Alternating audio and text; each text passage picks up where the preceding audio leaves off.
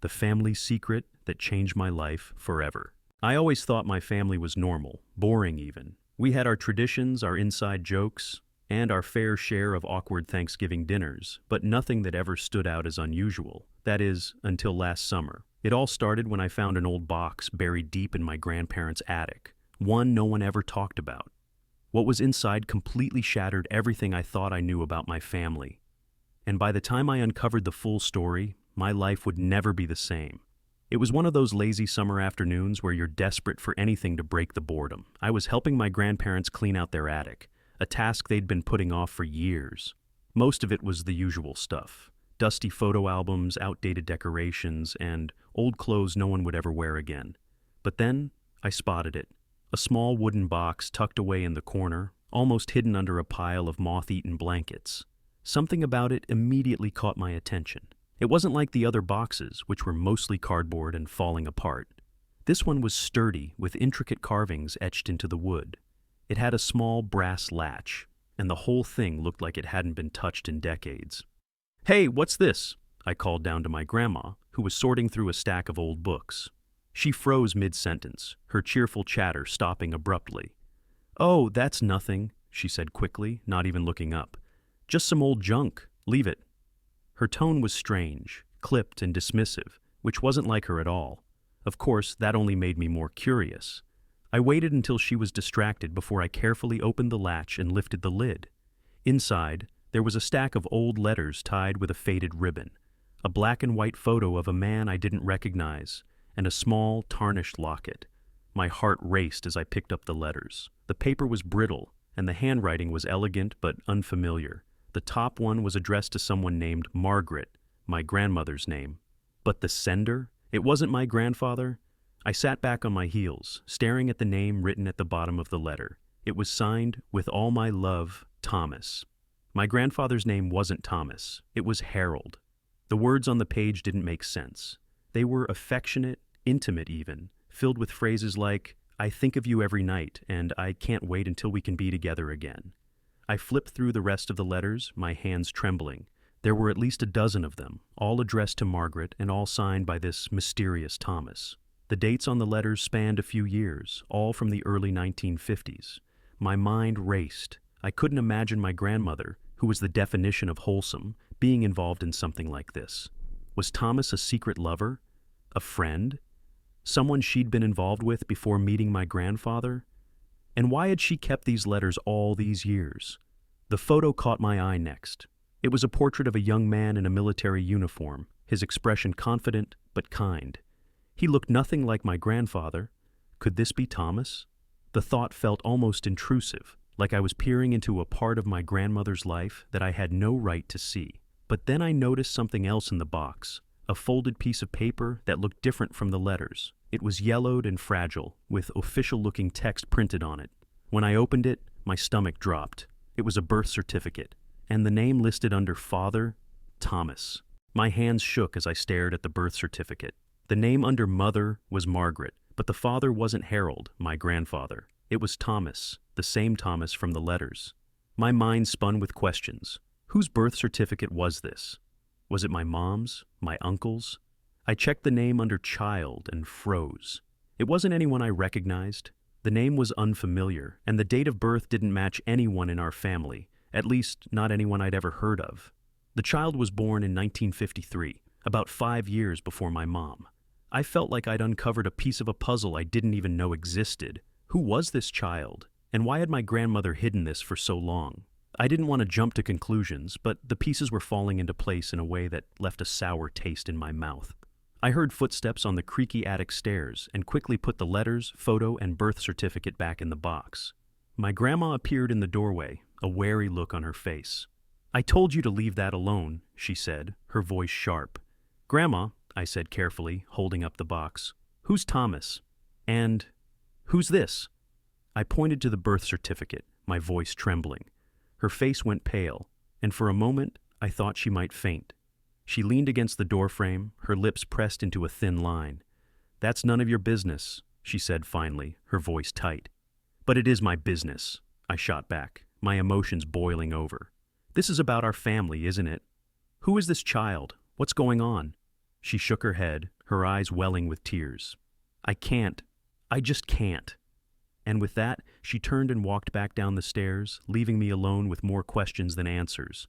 My grandma's reaction only made me more determined to figure out the truth.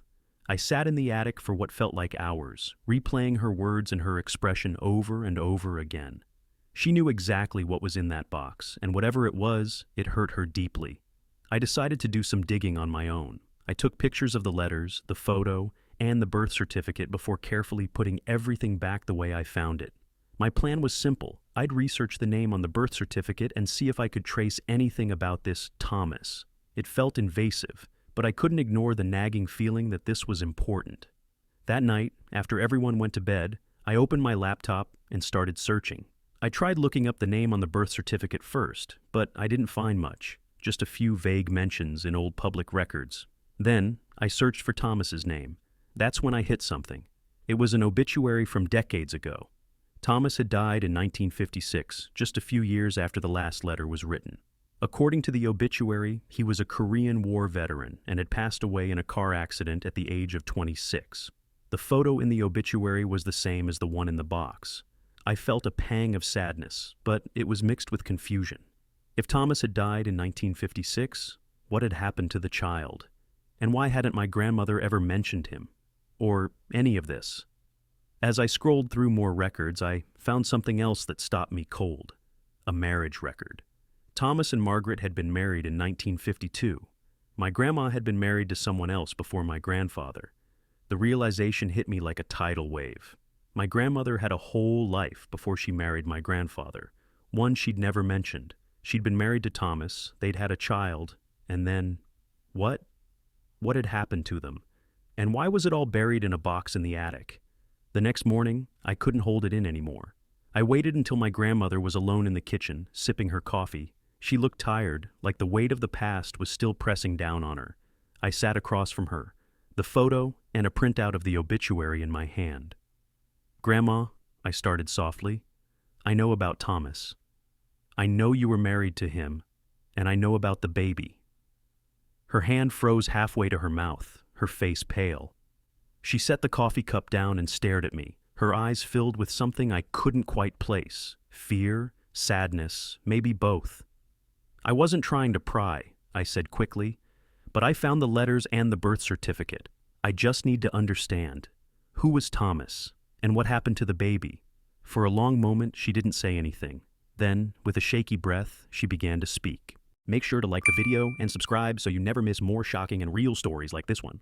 Thomas was my first husband, she said, her voice barely above a whisper. We met when we were so young, right before he went off to war. We were madly in love. I thought we'd have a beautiful life together. Her eyes filled with tears. But he didn't come back the same. The war, it changed him. He was distant, angry, drinking more than he should have. I thought things would get better when we had the baby, but they didn't. She paused, her voice breaking. What happened? I asked gently. He left one day, she said, wiping her eyes. I don't know if he meant to come back or not, but he got into an accident on the way. That's how he died. I sat in stunned silence. And the baby? I asked, my voice barely audible. Her hands trembled as she clutched her coffee cup.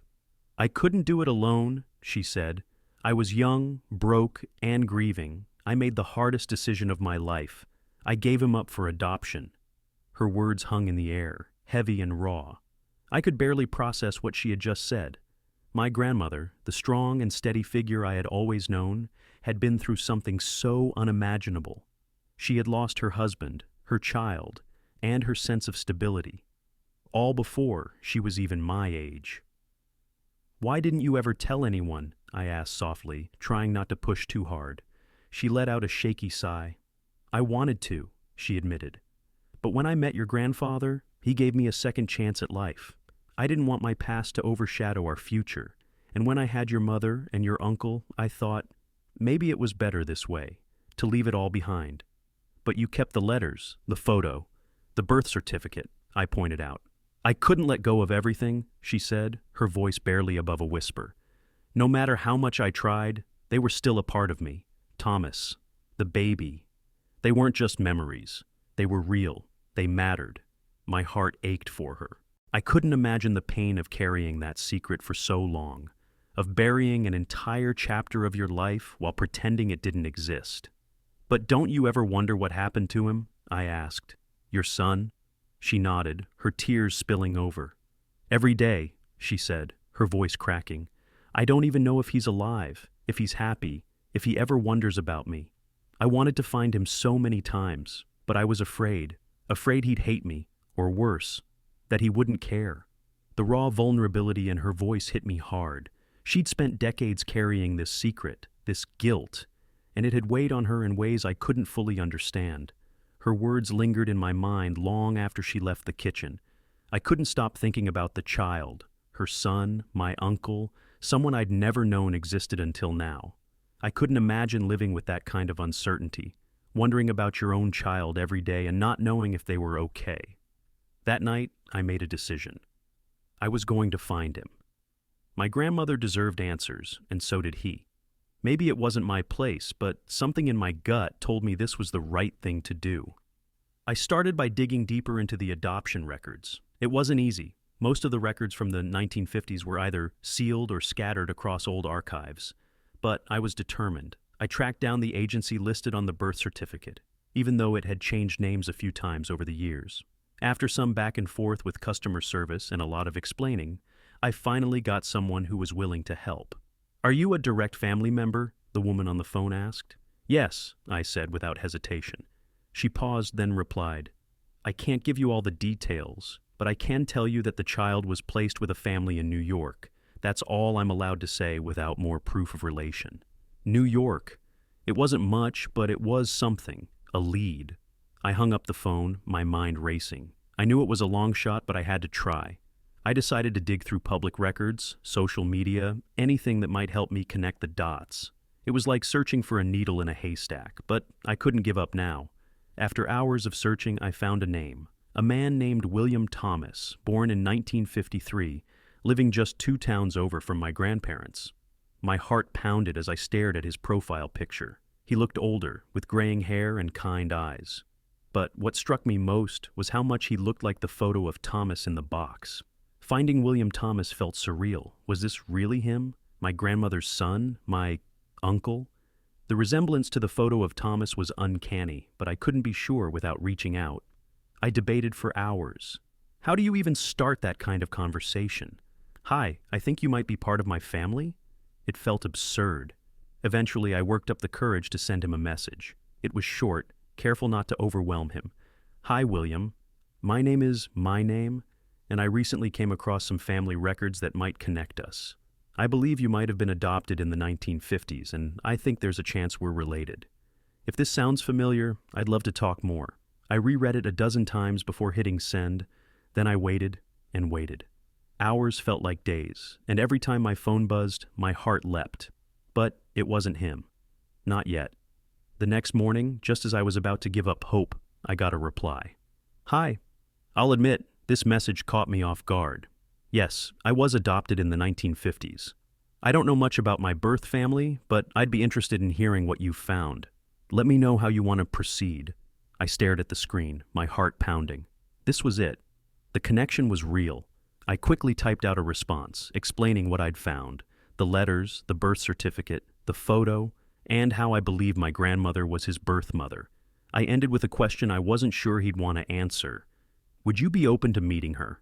The reply came faster than I expected. "I think I'd like that.